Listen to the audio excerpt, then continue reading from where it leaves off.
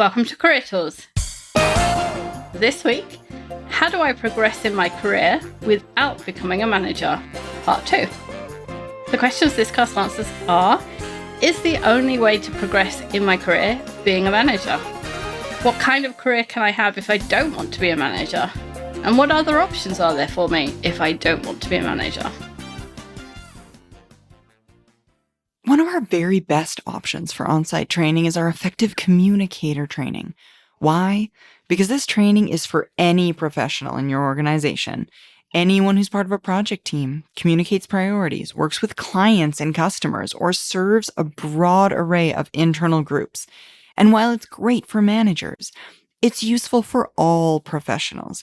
When it comes to you, prior to the training, we'll learn more about your organizational structure, your mission, your challenges, and we'll tailor our guidance. And there's a lot of practice during the day, making on-site the best option. If you're interested in understanding more about how to use MT-DISC or host an on-site effective communicator training, contact Maggie at manager-tools.com to learn more about and schedule your group training. So Amanda, last week we talked about the overarching actions that you want to take if you want to find interesting and fulfilling roles if you don't want to be a manager. And that's all around building and using your network to make sure you find the opportunities where you can find something new to do that gives you those new opportunities, new things to do, or new places to work, or new people to work with that gives you that feeling of moving on, of progression without moving up the hierarchy and necessarily managing people, because not all of us have the skill or the will to do it. Then we talked about some of the role options, so roles that you can take where you don't necessarily end up managing people on a day-to-day basis. And this week we're going to talk about some skill options. So you can look at these skills where these allow you to progress through your career without becoming a manager. So you can get, quote unquote, better or bigger jobs without necessarily going up the hierarchy. The first one of those is become a subject matter expert. The subject matter expert is the person who goes deep, and I mean deep into one subject. They are very focused. But this doesn't really mean that they're shallow on everything else, but that their knowledge is extensive in that one area. They're the expert in it. You can become a subject matter expert in practically anything. There are so many routes and avenues to become a subject matter expert in an area. You can become a subject matter expert in practically anything. It doesn't need to be something that is unique. When people think of, I need to become an expert in something, they think, I'm going to get so much knowledge in one area that nobody really knows anything about, so everyone will have to come to me. And that's not the case.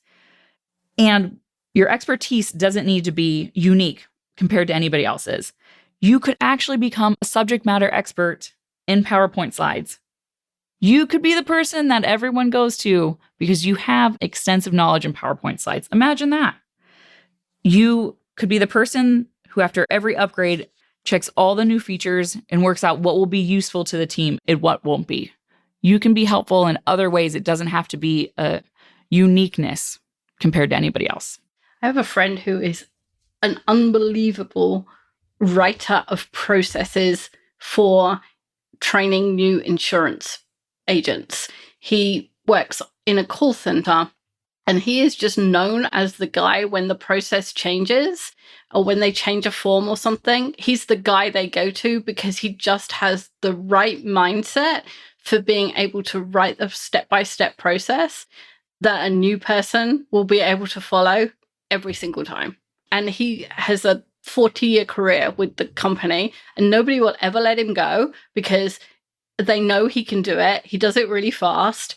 And they're like, no, he's never on the chopping block because they just don't want to lose this skill because the forms and the processes change so regularly that they just don't want to lose that skill. And it's not complicated or complex or even very esoteric. It's not something very unique. It just happens to be something that he's really good at and most people aren't. Yeah. He's the guy to go to. He is the guy to go to, yeah. Now, it does make sense to make sure that the subject you go deep into is one that's complementary to the industry or the team or the organization or the role that you do or that you want to work in. You might find the study of astronomy fascinating, but knowing the latest developments is not much help if you work in insurance, unless, of course, you're calculating the odds of the Earth being struck by a meteorite, in which case probably knowing about astronomy is a good thing. If you're going into this thing, if you're making a study of whatever it is, if you want to become a subject matter expert in it and you think it's a career move, then make sure it's something that's useful in your career. If you want to make a study of a subject because it's fascinating, then by all means do that, but it won't be useful to your career unless it's useful in your career. Kind of a fun thought about insurance agents. I mean, astronomy might be a thing now that we're sending civilians into space. I don't know. Yes. That's something that someone can look into. I'm not going to, but someone out there. Free idea for you. Yes, you're welcome. And the knowledge you have does not need to be a result of formal learning. You don't have to go out and get the degree in order to prove that you have or you are the subject matter expert or you have all that information. In some areas, particularly where companies are doing research and submitting patents, you may need to have the credentials. On the other hand, if you want to be the person in the company who knows everything about the taxation implications of purchase decisions of components that only require that you keep up with legislation, the news, and the grapevine. For cutting-edge subjects, there is no degree qualification. It's all experimentation and keeping up with the latest news. Right. If you want to be the expert in AI on the 11th of August, as we're recording this, a degree is absolutely useless to you.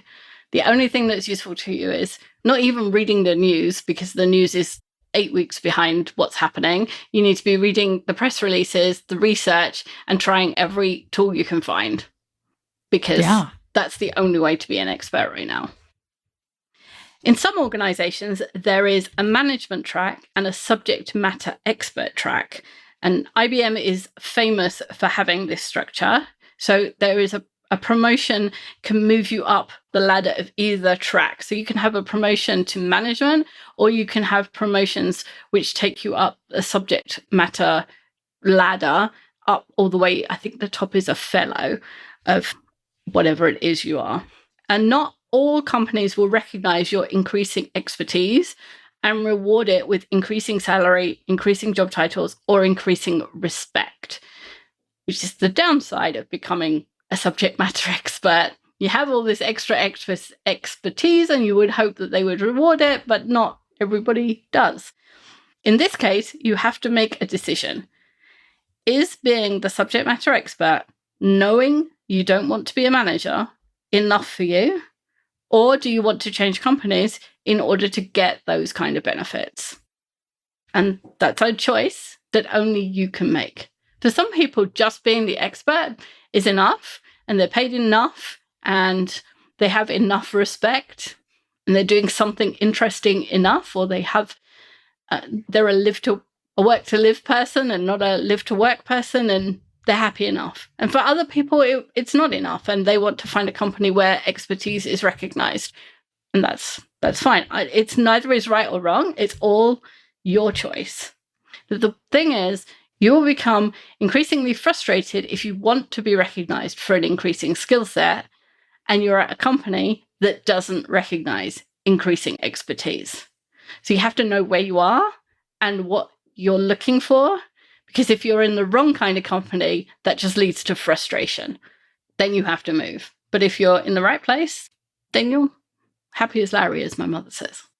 I like that. Yeah, you have to find your happiness and know if that organization or that career path is going to take you there. Good morning, Austin. Or good afternoon, Kansas City, wherever you are. And seriously, Austin. I am hosting a Halloween EMC and ECC, no costumes, in Austin this month.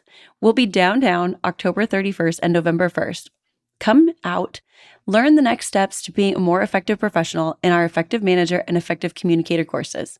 Austin's a great town, and I'd love to host you there. Sign up at manager-tools.com/training. Come see me in Austin on Halloween.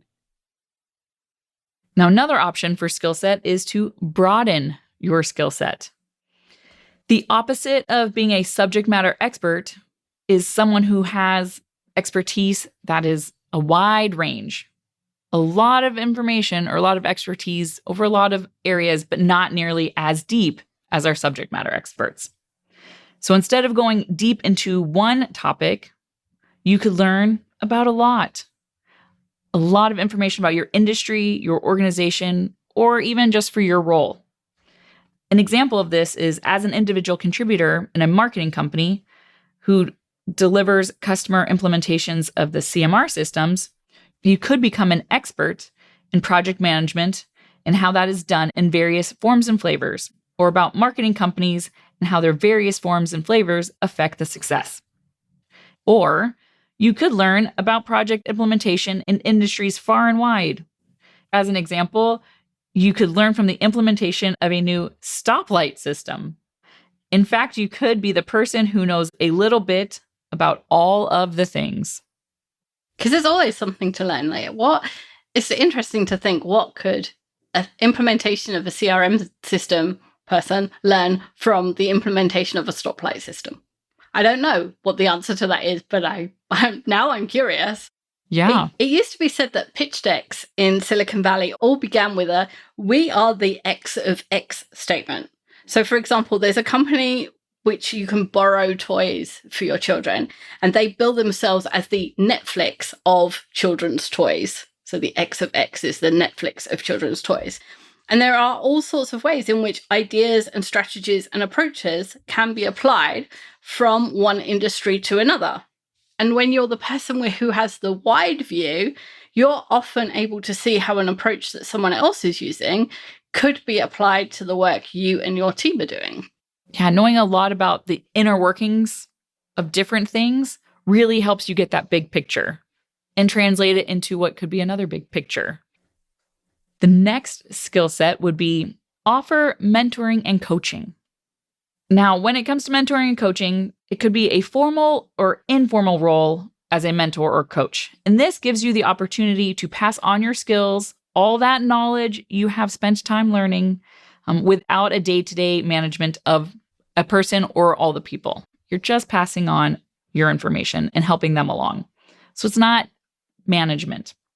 This, of course, shows that some of these ideas can be combined, right? All the things that we've talked about, it's not a this or that.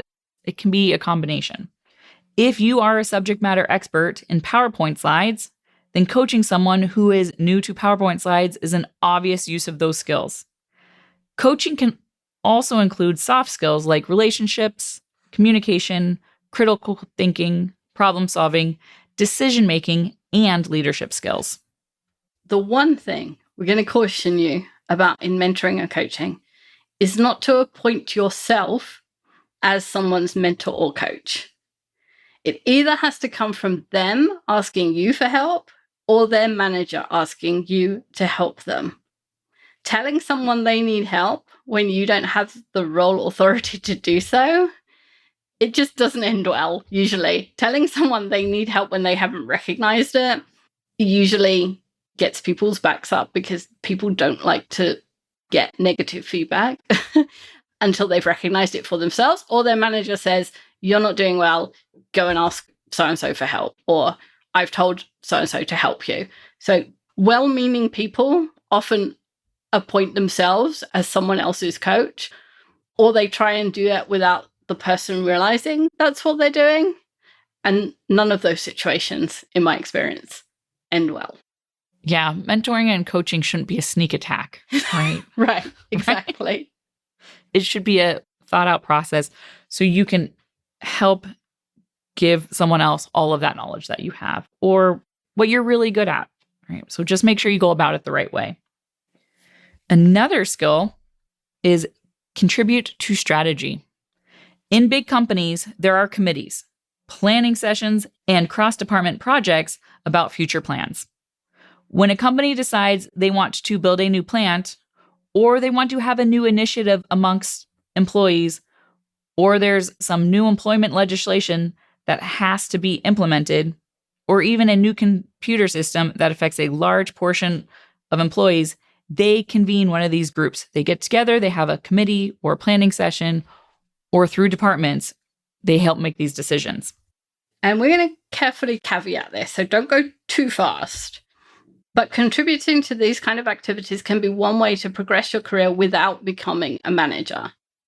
Because you get to meet people from other departments, you get to work on something that's across the company, you get to work on something that's progressing the company forward. It's all good things.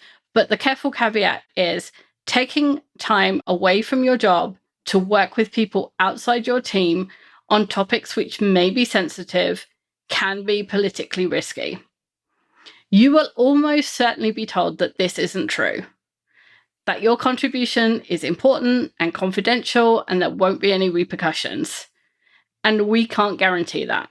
And we will never give you guidance that could hurt you without telling you that it could hurt you.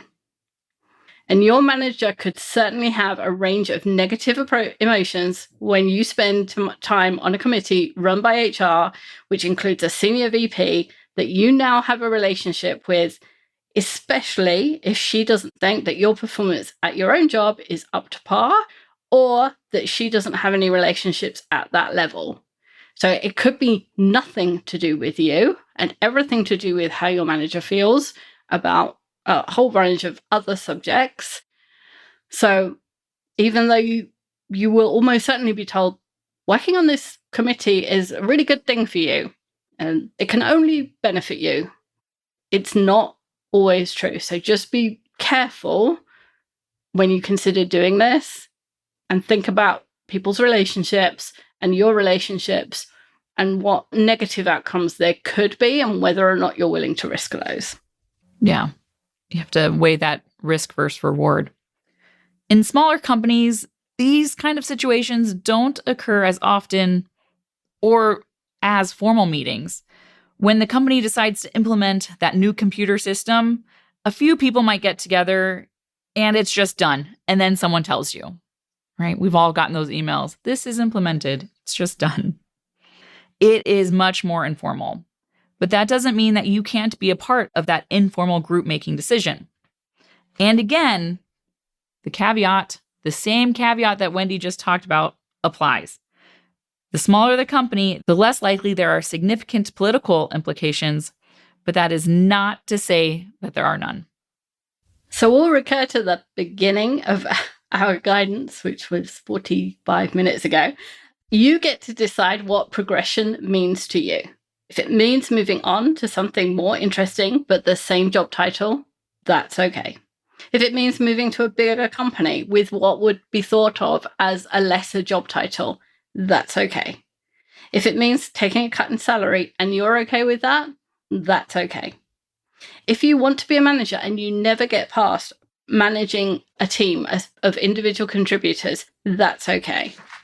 And if you want to be CEO, that's okay too. You get to decide what makes you happy, and you get to change your mind later. And at different times in our lives, we want different things. And you get to choose what you want now, and you get to go for it. So go for it. Absolutely, go for it. Thanks, Amanda. All right, thanks, Wendy. That's all for this week. We'll be back next week with a new topic. Bye, everyone.